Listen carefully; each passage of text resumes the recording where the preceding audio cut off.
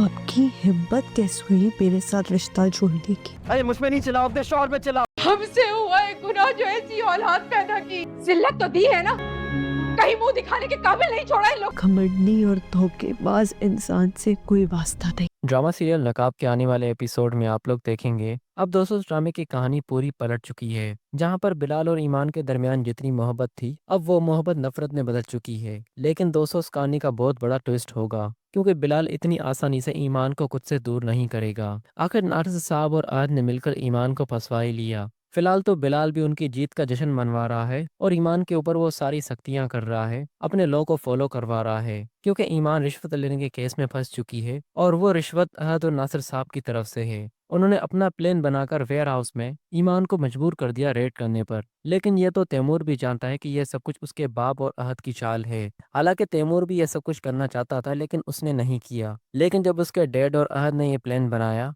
तो यहाँ पर तैमूर उनके इरादे से काफी डर गया और आखिरकार नासिर साहब और अहद ने मिलकर ईमान को फंसवा ही लिया। ईमान का रिश्वत लेने का केस अब बिलाल के हैंडओवर है और वही अब इस केस को हल कर रहा है। फिलहाल वक्ती तौर पर वो सारे रूल फॉलो करवा रहा है लेकिन ईमान समझती है कि बिलाल एकदम से मेरा दुश्मन बन गया और बिलाल ने एकदम से इतनी सख्तियां करना शुरू कर दी कि कल तक ईमान की आंखों में और चेहरे में हंसी थी लेकिन आज उसी हंसी ने उसे रोने पर मजबूर कर दिया। बिलाल पूरी फोर्स के साथ ईमान के घर पर रेड करता है और ईमान उसे यूं इस तरह देखकर काफी हैरान हो जाएगी। बिलाल ईमान से कहेगा आपने रिश्वत ली है और उसी रिश्वत लेने के केस में आपके घर की तलाशी लेनी पड़ेगी। आखिर तलाशी लेने के बाद भी वो ईमान ने जो रिश्वत ली है वो जाहिर भी हो जाती है। लेकिन दोस्तों बिलाल एक बहुत बड़ा ट्विस्ट लाने वाला है और वो ट्विस्ट ये है कि फिलहाल तो वो सबको ये जाहिर करवा रहा है कि वो अपने कानून और अपनी ड्यूटी के साथ सच्चा है। लेकिन जो प्लान अहद और नासिर साहब ने बनाया है बिलाल उनका प्लान उन्हीं के ऊपर भारी कर देगा क्योंकि जाहिर सबके सामने बिलाल ये करवा रहा है कि ईमान ने वाकई रिश्वत ली है और वो रिश्वत लेने के केस में पकड़ी गई है। उसने वेयर हाउस पर रेड करने के बाद रिश्वत ले ली और वेयर हाउस को सील नहीं किया, रिश्वत लेकर वहां से चली गई। लेकिन बिलाल खुद को खत्म कर सकता है पर ईमान के ऊपर कोई भी आंच नहीं आने देगा। फिलहाल बिलाल तो दुश्मनों को खुश कर रहा है